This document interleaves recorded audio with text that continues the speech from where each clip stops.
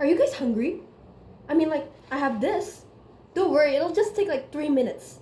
You just need to pour in hot water, wait a little, and it's done. You don't have to chop onions, you don't have to wash dishes, you don't even have to know how to cook. Honestly, it's genius. We love everything that is instant. Instant noodles, instant delivery, instant answers. We can order dinner without speaking to another person. We can ask AI a question before we even finish thinking. And life has literally never been more convenient. So let me ask you something. If everything is becoming so instant, then why are we so impatient with the very people that aren't? Good morning, honorable adjudicators. My name is Asia. Despite living and being named after the largest populated continent on Earth, I think we've never been further apart. People say that the greatest cause of convenience is global warming, overconsumption, loss of culture. But I think we've overlooked something much dangerous. Convenience hasn't just changed how we live, it has changed what we value. And somewhere along the way, we stopped treating convenience as a tool and we started treating it as a standard. We began believing that if something takes too much time, too much patience, or too much effort, then maybe it's not worth it. Think about it, when your internet is slow for just 10 seconds, you complain. When your food arrives 15 minutes late, you ask for compensation. When someone doesn't reply your text within an hour, you wonder if they're ignoring you. And then suddenly you're the second choice, back burner, so sad, so sad. It's strange how our lives become faster but our patience becomes shorter. We like to joke that Gen Z has a short attention span, and I don't think that's true. I think we've been trained. Every swipe rewards us with something new, every inconvenience is treated like a design flaw waiting to be eliminated, and after years of living like that, we began treating people the same way. The friend who's too emotional, the coworker who asks too many questions, that family member that needs too much attention. They don't fit into our perfectly optimized schedule, so we scroll past them.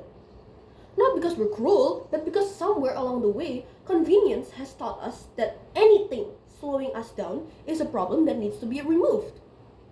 And that's the hidden cost that no one talks about.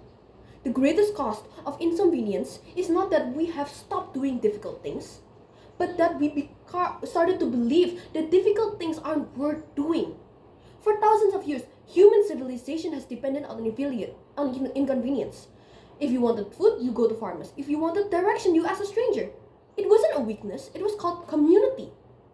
And today we celebrate that independence. Do it yourself, order it yourself, learn it yourself, fix it yourself. And if another human being gets in the way, well, there's probably an app that removes them from that process so you don't have to handle it.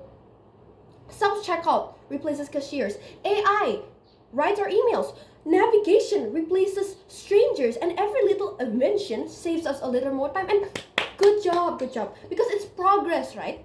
But let me ask a different question. Progress for whom?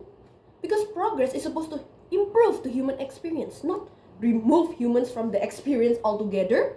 We've been obsessed with removing that friction from our lives that we're accidentally removing the people who created the meaning in the first place. We've gotten rid about the moments that taught us how to be human. Here's the irony. The moments that define our lives have never been convenient. No one falls in love because it was efficient. No child grows up saying, my favorite memory was when my parents gave me a very optimized schedule. The moments we cherish are always the ones that are inconvenient. The friend who stayed up until 2 in the morning because you couldn't stop crying about that stupid boy. The grandmother who took an hour to teach you that recipe that you could have learned online in 30 seconds. That random conversation with a stranger that completely changed your perspective. None of those moments were efficient, but yet every single one of it was worth it. And maybe that's the biggest lie that convenience has ever sold us. That faster automatically means better. It doesn't. Because sometimes faster means that you're forgetting how to wait, how to listen, how to forgive, how to stay. Because humans aren't instant. Trust takes time. Healing takes time. Changes takes time. And yet we build a word that's treating that like a failure. And I'm afraid it is making us lazy in the most dangerous way possible. Not physically, but morally.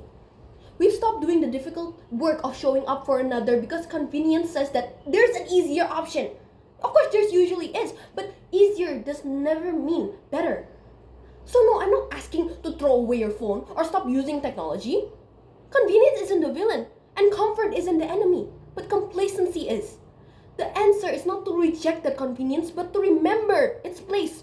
Convenience should make life easier. It should never decide who we value. If progress saves us time, then that time should be invested back to people, conversations, communities, and no machine can replace that.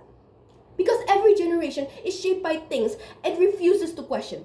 And maybe ours need to question why we're spending billions inventing ways to avoid each other and wondering why loneliness keeps rising. Maybe future doesn't need fewer conveniences. Maybe it needs people brave enough to choose humanity.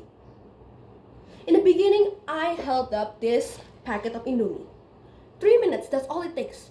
But maybe that's the problem. We've been so used to instant everything that we forget the meaningful things that was never supposed to be instant.